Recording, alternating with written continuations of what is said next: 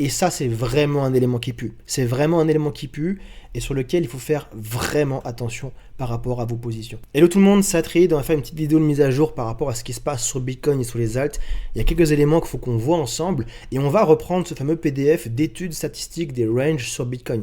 C'est un PDF que j'ai publié il y a maintenant une semaine sur notre compte X. Tu as le lien en description. Donc si tu ne suis pas, va le suivre parce que je te mets des informations qui sont super utiles. Et on prenait dans cette étude statistique justement les mouvements de Bitcoin dans des ranges de plus de 15 jours. Pourquoi 15 jours? Parce que 15 jours, ça va amener une espèce de condition temporelle pour avoir des mouvements qu'on appelle de consolidation, d'accumulation, de manipulation et de distribution. Généralement, quand un range dure plus de 15 jours, c'est que vraiment il y a des grosses positions qui se prennent à l'intérieur du range avec des mouvements de sortie de range qui vont être hyper importants.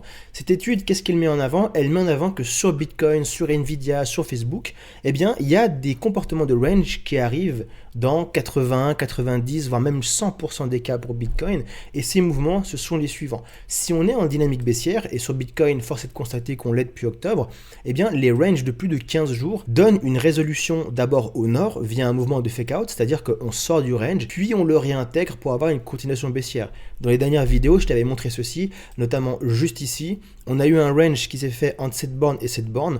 On est venu dévier une toute première fois, réintégrer, ressortir une deuxième, arriver sur ce niveau d'extension de Fibonacci, puis réintégration et on plonge plus bas. À l'heure actuelle, on est en train de faire la même chose sur Bitcoin, on a eu une sortie au nord et on va apprécier les probabilités qu'on ait de nouveau ce mouvement de réintégration et une poursuite au sud. Juste avant qu'on regarde ceci, je te montre également 2022 parce qu'un seul exemple sur 2026 c'est pas suffisant. 2022, qu'est-ce qu'on a fait au niveau du premier range? On a fait un mouvement de consolidation à l'intérieur du range, une sortie de ce range-là, une réintégration, continuation baissière. Deuxième range juste en dessous qui ressemble assez bien à celui qu'on a maintenant. Également, range sous forme de manipulation juste ici. On sort du range via un fake out, on réintègre et on poursuit niveau baissier. On a fait encore une fois ici le même scénario avec comme résolution baissière. Quand on est en bull run, on a exactement l'inverse qui se prépare. On est en mouvement de tendance haussière et on a l'inverse. On a typiquement un range juste ici dans lequel on consolide.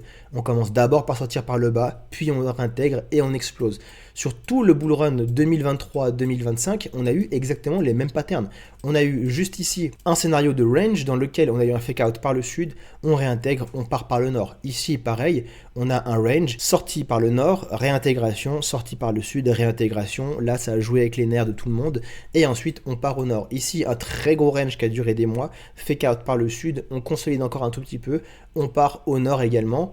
Ici, pareil au niveau 2025, range d'au moins 15 jours juste ici, on sort par le sud, on réintègre, on part plus haut. Donc ces patterns-là arrivent extrêmement souvent et l'indice clé par rapport à cette pattern, tu peux le voir juste ici au niveau du Bitcoin, c'est que cette pattern se passe avec 100% d'occurrence. J'ai juste retrouvé la page dans laquelle c'est marqué, mais on est justement voilà ici au niveau des taux de réussite des cassures bullish sur 100% d'occurrence. C'est arrivé 10 fois depuis 2015, 10 fois sur 10, quand un range a d'abord quitté le range par le sud et a effectué une réintégration, on a eu Bitcoin qui est parti plus haut. Et 100% du temps, on a d'abord eu un fake out par le nord, 100% du temps, Bitcoin a réintégré et est sorti par le bas. Donc ça, c'est une donnée qui est extrêmement importante parce qu'elle ne laisse pas place à des suppositions ou autre chose. Au niveau statistique, de ce qu'on a vu jusqu'à maintenant, eh bien c'est ça qui s'est passé. Bien entendu, l'avenir peut changer. Maintenant, c'est un élément assez important sur lequel s'appuyer pour se dire très bien, on a encore une fois la même chose qui se passe.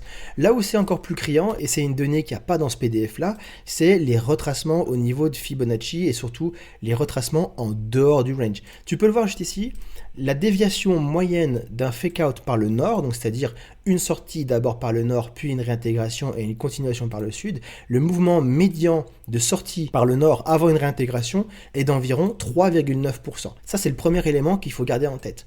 Deuxième élément, c'est qu'on a, et c'est un élément qu'il n'y a pas dans le PDF, on a une extension en dehors du range qui rejoint toujours et de manière conséquente des retracements de Fibonacci qui sont entre les 1,168 et 1,230. Tu peux voir ici, on est venu faire un mouvement d'extension jusque dans cette borne, retracement on part plus bas.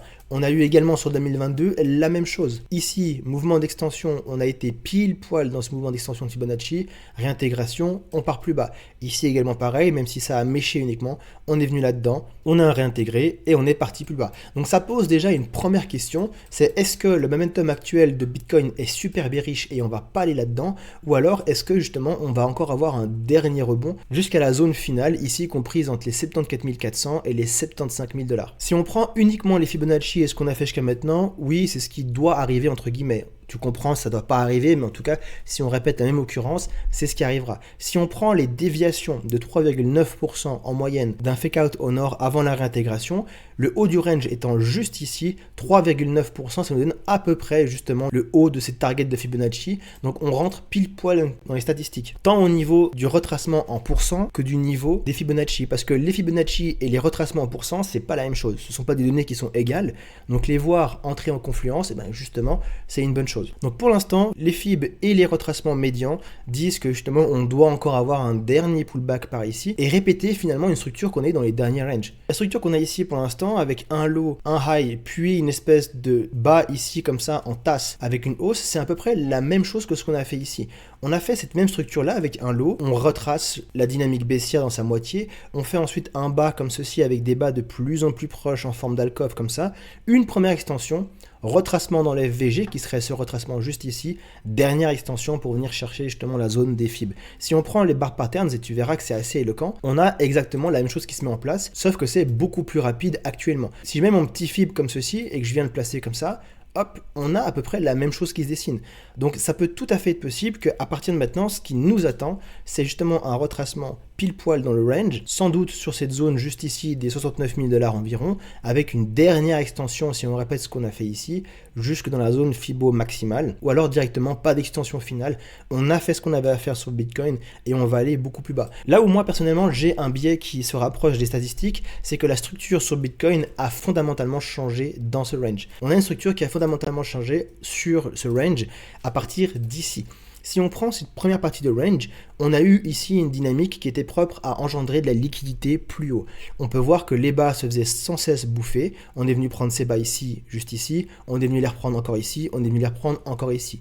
Par contre, la liquidité au nord, sur ces sommets tout là, eh bien, elle est restée intacte. Ça, c'est propre à créer de la liquidité plus haut et à créer justement un couloir d'accélération pour le prix une fois que le prix se réinverse. À partir d'ici, on a fait l'exact opposé. On est venu chasser les hauts et on s'est arrangé pour créer ce que j'appelle une pente savonneuse, c'est-à-dire des bas de plus en plus haut, très rapprochés les uns des autres, sans laisser de faire le gap pour rejeter le prix une fois que le prix reviendra ici, et pour justement créer une zone d'accélération dans laquelle on pourra justement faire un mouvement de ce style, c'est-à-dire dès le moment où on arrive par exemple par ici, on pourrait avoir un mouvement de rejet, mais dès le moment où on passe ce lot ici, on a une accélération et on a notre mouvement de continuation baissière plus bas. Donc à partir d'ici, méfiance. Si on suit exactement ce qu'on a fait au niveau statistique par le passé, on devrait avoir une dernière poussée de Bitcoin à partir d'ici et jusque dans cette zone ici.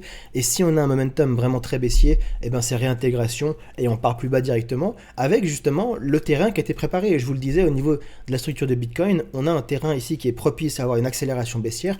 Au niveau des liquidations, on a également à court terme tout ce qu'il faut pour pouvoir accélérer par le bas. Et à moyen terme, on est quand même sur des liquidations qui sont assez conséquentes. On les affiche ici. Pour l'instant, on a laissé ce qui était au-dessus de 80 000 $ tranquille. On peut tout à fait le faire, hein, c'est pas une obligation de venir les chercher. Par contre, ce qu'on a en dessous, c'est quelque chose de pas top jusqu'aux 50 000 $. On a vraiment des gros clusters qui se sont engendrés ici. C'est le pendant des ranges. Plus il dure longtemps, plus il y a de la liquidité qui se crée au-dessus, mais également en dessous. Et moi, ce qui m'intéresse, c'est pas tellement la structure sur Bitcoin parce que celle-ci est extrêmement stable et elle suit ce qu'elle fait au niveau statistique depuis des années et des années. Ce qui, moi, me chagrine un tout petit peu, c'est l'état des altcoins. Parce que si on va sur le mouvement des altcoins, on a quelque chose qui est vraiment pas ouf et je vais prendre la charte, tu vas comprendre de quoi je parle. C'est la force des alts par rapport à Bitcoin. On a ici, sur le graphique du haut, toujours Bitcoin. Et sur le graphique du bas, on a Others versus Bitcoin. Donc Others, ce sont toutes les crypto-monnaies à partir de la 11e plus grosse jusqu'à toutes celles qui suivent derrière. Donc on enlève le top 10, stablecoin y compris, et on regarde la santé financière de toutes les autres alts par rapport à Bitcoin.